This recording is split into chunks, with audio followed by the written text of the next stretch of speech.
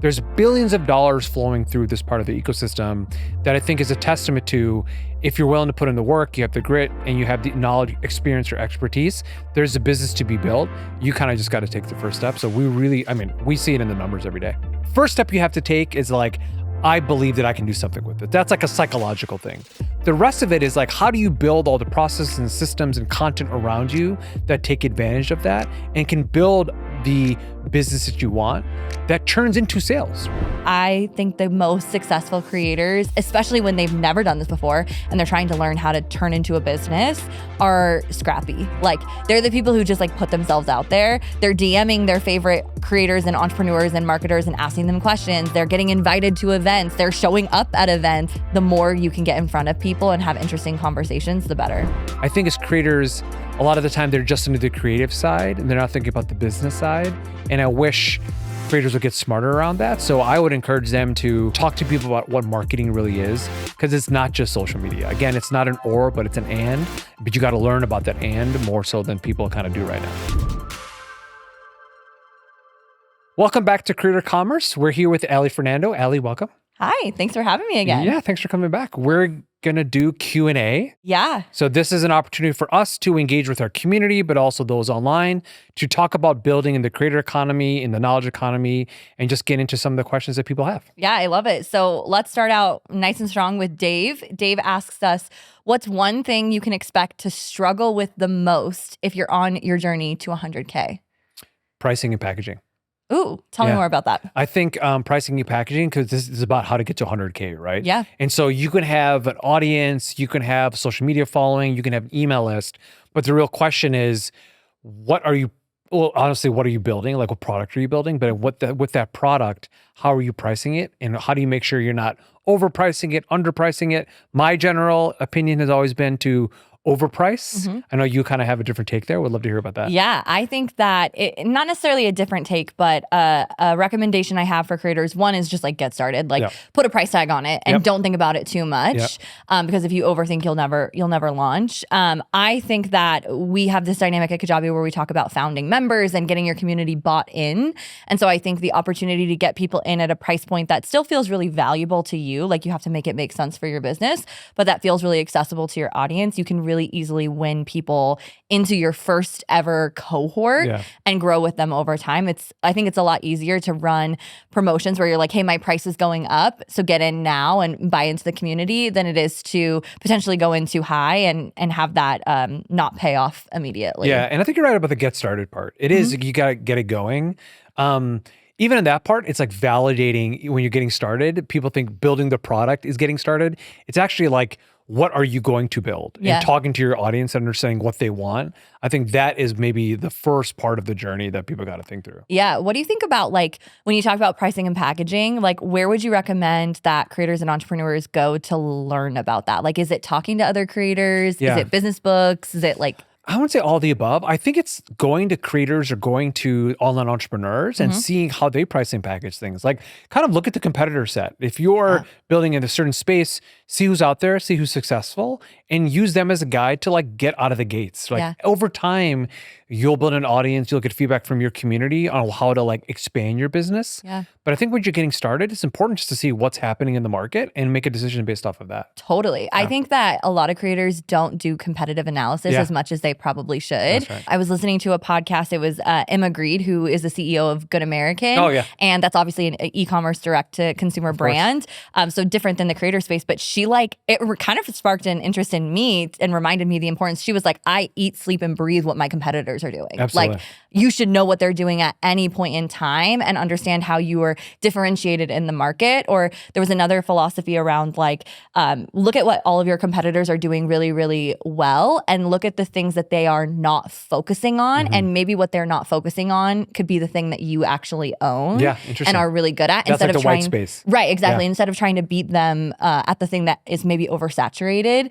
The analogy was like a hotel brand that, a lot of hotel brands are really focused on like room service and making the best experience and things like that. But not a lot of people think about like when you check in, how nice is it to have like a coffee made to order or like a beverage ready for you. Totally, so like making that experience amazing and maybe not focusing on the other areas where other competitors are so far ahead. Yeah, that's really So it's just an interesting take. But I do think creators should think about how their competitors are pricing and packaging. Maybe load all your competitors up into ChatGPT and have it run a quick analysis because that can give you just like a really quick signal of what's crazy in terms of price point and what is way undervalued. Yeah, some inspiration.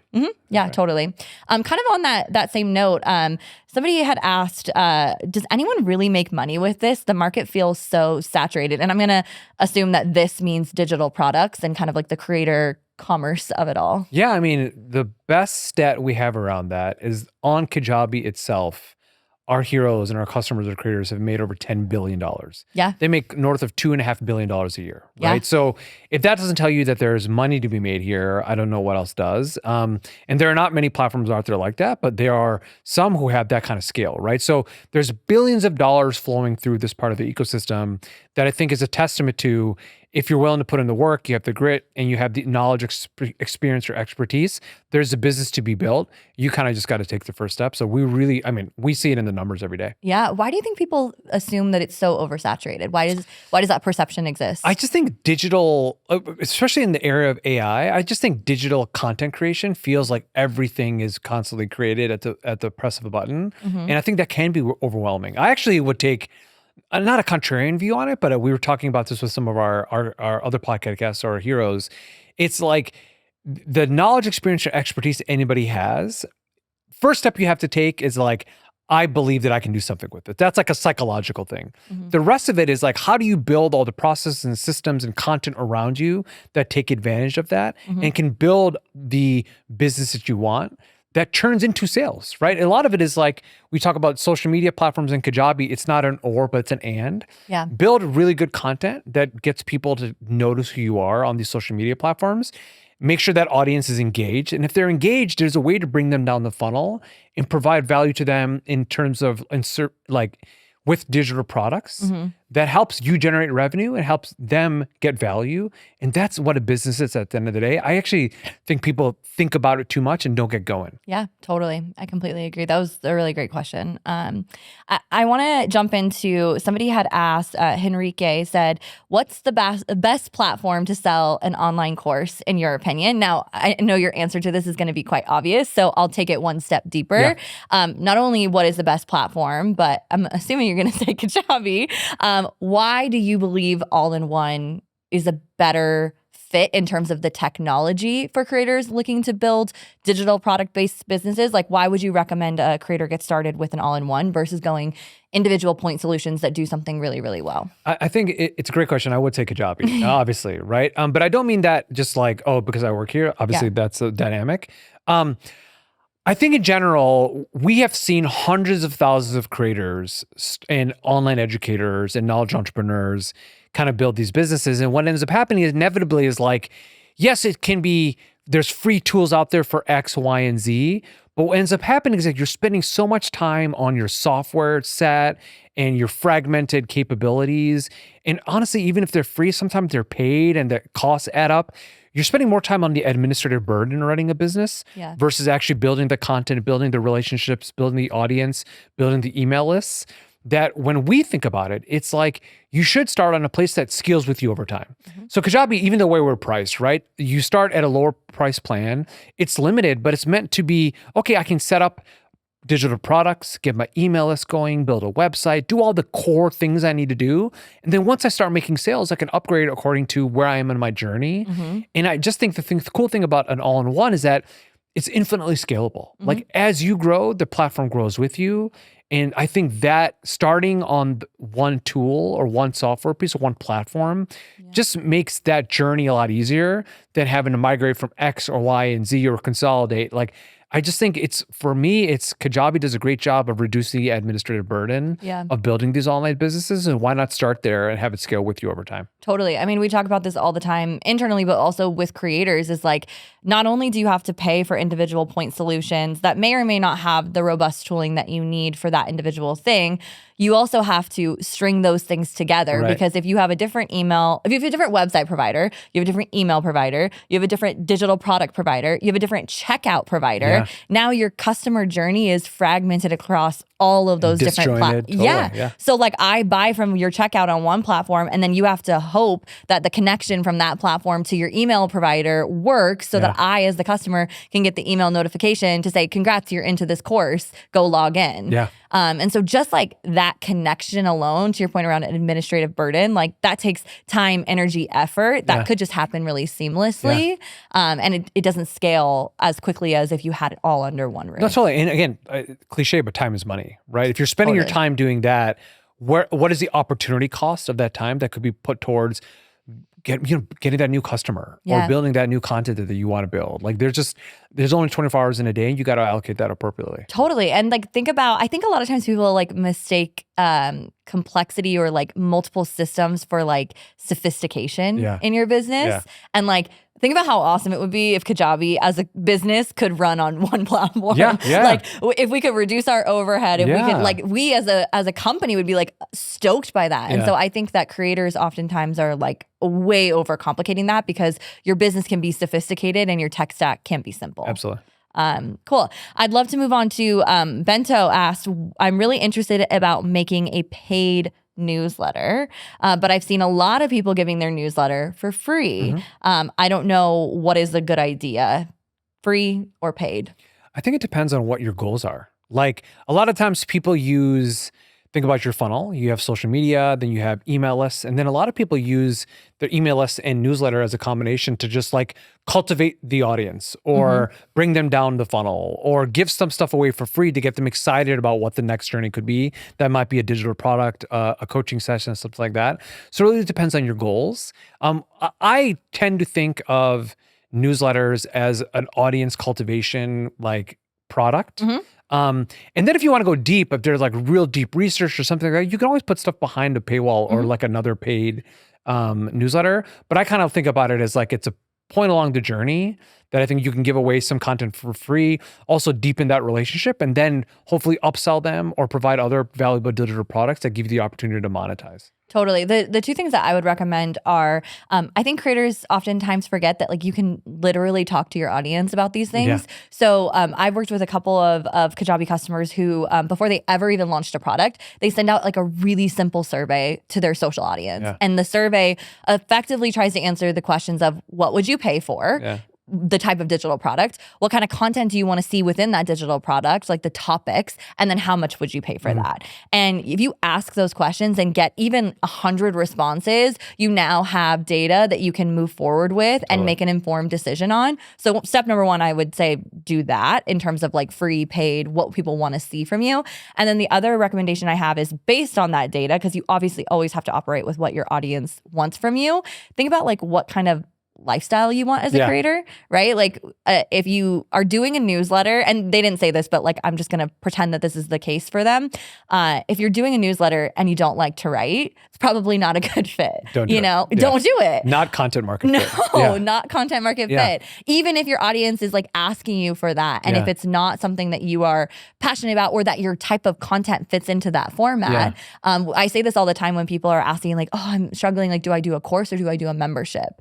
And I'm like, well, what do you want? First of all, what does your audience want? But second of all, like, do you want to record it once and focus on selling it? Or do you want to be on the hook for delivering content every single week, every single month, because someone's paying you a subscription for that content? Those are two completely different lifestyles. Those are two completely different businesses. And you as a creator have to make that decision. Again, all within the like caveat of what does your audience want to pay you for? Yeah, I mean, it's actually very fascinating to be in Kajabi and do this, mostly because the diversity of the platform is so cool. So we have courses, digital downloads, coaching, community, newsletters, like all these ways for our entrepreneurs and our creators to monetize knowledge, experience, and expertise. the cool thing about that is you have tens of thousands of people building businesses in different ways, right? Yeah. So to your point, it really depends on the audience you're going after, the business you want, the lifestyle you want. What are you good at? What are you bad at? The great thing about Kajabi is the flexibility. But the part of the flexibility is like not any story is the same. Yeah. And so that flexibility gives, you could be, again, we talk about like real estate investors who sell to a small audience but high ticket items. Their business is very different than somebody who's doing high volume, low ticket, right? Yeah. It just depends on what you want out of it. I think that's where like the survey becomes so powerful because people get so like stuck on even we have gotten stuck on this of like, how do you direct a creator on how to get started on Kajabi when there's literally probably infinite number of ways you can monetize. So you don't have to decide that. Let your audience decide that for you. Okay, another question is, what are some ways in which you think creators can teach themselves marketing? YouTube videos and talking to other creators. And honestly, we have some fantastic creators on Kajabi, just teach general marketing. Like, I think that's one of the skill sets that people underestimate when they're creators. It's marketing is not just, I think part of marketing is building social media following. And I think everybody understands that conceptually, but marketing is also learning about what funnels are, what landing pages are, what the power of email versus social media, the power of ownership of your audience versus doing it on rented space. Like, I think understanding what people mean by top of funnel, middle of funnel, bottom of funnel, understanding that whole thing. I think as creators, a lot of the time they're just into the creative side and they're not thinking about the business side. Yeah. And I wish creators would get smarter around that. So I would encourage them to, honestly, use YouTube as a great resource of free content. Take some courses from people you trust or join a community of people you trust. Just talk to people about what marketing really is, because it's not just social media. Again, it's not an or, but it's an and. Yeah. But you got to learn about that and more so than people kind of do right now. Yeah. And if you're only learning about marketing from social media, it's probably going to give you a very myopic view of what the whole landscape could look like. Even if, you're learning about email marketing on social, like there are so many other avenues for that. I think in addition to everything you said, I think the most successful creators, especially when they've never done this before and they're trying to learn how to turn into a business, are scrappy. Like, they're the people who just like put themselves out there. They're DMing their favorite creators and entrepreneurs and marketers and asking them questions. They're getting invited to events. They're showing up at events. They're one of my favorite examples of this is ChatGPT. She just like exploded over the last year, and she posted a video that caught our attention of like, I want to go to the Cannes Lion Festival because I want to learn about advertising and from other creators. And she did a whole like sales deck on social media of why a brand should partner with her to take her there. We ended up doing that, and I bet you could ask her like, what was your most impactful experience there? It was probably being in the room with other creators and having these types of conversations where she can further her business. So I think just like getting as scrappy as possible. You might not have access at that level, but like the more you can get in front of people and have interesting conversations, the better. I mean, trial and error. Like part of it, it goes back to just do it. And see what you learn. Right. But I think one part of that is you got to be insatiably curious. Like, without curiosity, it's tough to get going like that. But if you're curious, I think the way the world works and the way the information flows now, like it can almost be overwhelming, but I think curiosity will take you the right direction. I totally agree. Okay, this one's a little bit more financy for your finance background. Oh, cool. Okay. I have an info business. I'm assuming is meaning digital products, courses, coaching, newsletters, that stuff.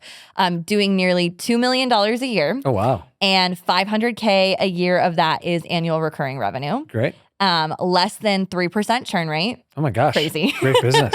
Yeah. Wait, can you explain why less than 3% churn rate is a great business? Yeah. I mean, if that's an annual number, that means out of every 100 customers who join, they're losing 3, right? And when it's recurring like that, that is a very cool business to be on, because all you need to do to keep 100% of your revenue is find 3 more customers, right? Yeah. But if you find 100 more the next year and you're losing 3% per, it's like you're building like a growing, sustainable business over time. Totally. That's a great position to be in. Totally. And they said they have 70% net margins. Great. That means profit margins, right? So that means this is a great place to spend some time. People get really excited about revenue. I get more excited about profit, right? And what I mean by profit is like you have paid all the people on your team. If you have any expenses, and if you have $2 million of revenue and 70% like profit margins, that's $1.4 million that flow into your bank account. Then you can then decide what you want to do with.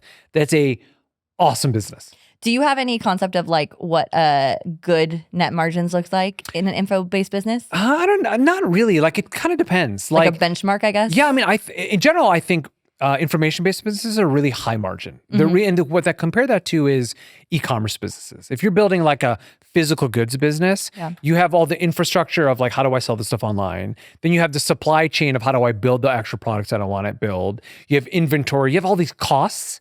And when it's up teams or whatever, fulfillment, and you end up having like, you can make $2 million, but your profit margin is like 5%, 10%, right? The cool thing about information businesses is like, it's instant fulfillment. Your software is your main expense. Maybe you have a team and there's some ad revenue or ad spend that you have to do, but the margin profile can be so much more lucrative. Yeah. Where even if you don't have, you can build half the revenue. Like I have like $1 million business, but you have $700,000 of like profit coming to you versus a $2 million e-commerce business that has 5% margins.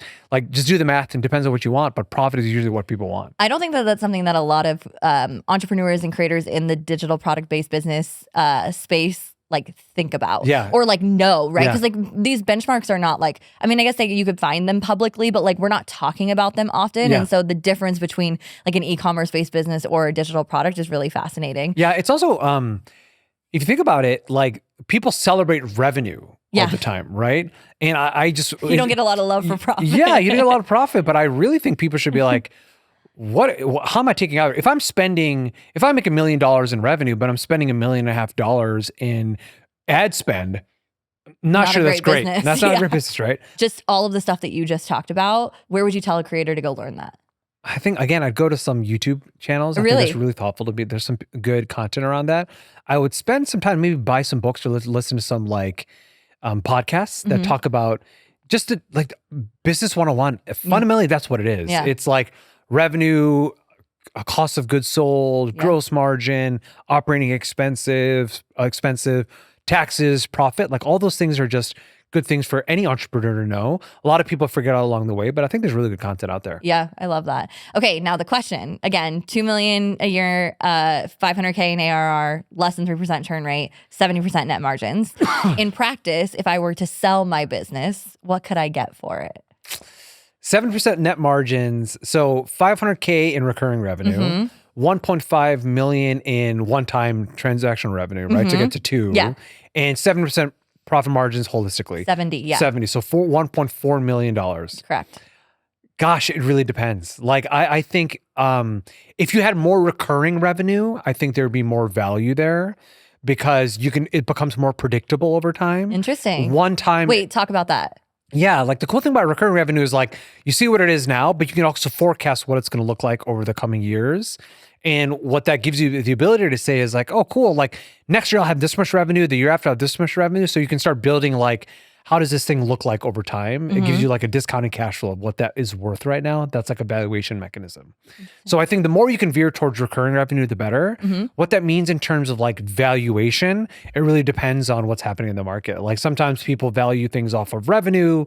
Sometimes they value it off of profit. It depends on what that is. So it's hard to be like, oh, it's worth $1.4 million is worth like $5 million. Like a lot depends on that, but those are the inputs that create like a valuation framework to give you an example of how much money would the aggregate thing be worth. Yeah. So your advice would be to focus on that ARR piece right now if you're gearing up to sell. I think that's right. The more recurring revenue you can show, the more people can be like, okay, cool, there's long-term value on this thing. Yeah. And as long as there's long-term value on it, people will feel cool about spending dollars on it now because they know they're going to recoup those dollars over time. Yeah, totally. This person said that they're in talks with a few brokers, so they want to know the real sauce. So good luck on selling. Yeah, that's the sauce. That's a really exciting That's a cool business to be building. Again, that's awesome. Yeah, and congrats on 70% net margins and 3% churn rate. Oh my gosh, that's amazing. Good for them. Okay, I guess to wrap us up, I would love to hear, we asked this question, or you asked this question to almost all of our guests on Creator Commerce, so I'm going to ask it to you based on that last question. Like, do you think creators should be thinking about their businesses as lifestyle businesses, or do you think that there's a real market for selling these one day? That's a great question. It really, again, not trying to punt on the answer, but it really depends on what they want to build, right? I think building info businesses and trying to sell them, what ends up happening is if it's built around you as the brand, or like Allie Fernando is building an info business, or a knowledge business and she becomes the brand, the risk of somebody buying it is that, oh, Allie decides that she doesn't want to do this anymore. Yeah. And your brand kind of walks out the door. Yeah. Right? If you build Allie Fernando is building a media business called Acme Media Business, and you're building content underneath that, but it's its own brand, its own enterprise, I think that can be valuable to a buyer, right? Because you're not central to it. You end up actually building like a separate brand to it. So I would think about what that entrepreneur wants. And if they're trying to build something to sell, I would think about building a separate brand that if you walk away from it, can exist without you. And what's like a tactical way that people can do that within info products? Are you thinking of like, you have this umbrella of the type of content and then you bring in instructors? Absolutely. I think that's it's like almost like a media business at that point. Yeah, like, hey, totally. We are teaching people how to build in the creator economy, hypothetically. Yeah. And sure, I seed it with my content because I'm the entrepreneur. The distribution channel. Yep. Yeah. But then over time, I bring in people, I bring in experts to teach different parts of it. All of a sudden, you're building this like media enterprise. And the operative word there is enterprise, right? Because it's not you as an individual. It's like a company that like has its own apparatus. Yeah. And then you can point people to that and be like, look, I am recruiting, I'm working here, but if I go away, that recurring revenue that enterprise has created still exists with or without me. Yeah. And that's when people can see sustained value. And if they see sustained value, you'll be able to sell that. They'll buy it. Yeah. So I guess the question for creators to ask themselves is, am I center in my content? Yeah. Do I want to be centered in my content? Is there a world where I can't be centered in my content? Because that would open up the door to potentially selling. And honestly, I think that's your journey. Like everybody's central when they first start. Yeah, totally. But over time, you got to be strategic about what you want over a 5 or 10 year cycle. Yeah. And that's when you got to think about like, okay, do I always want to be doing this?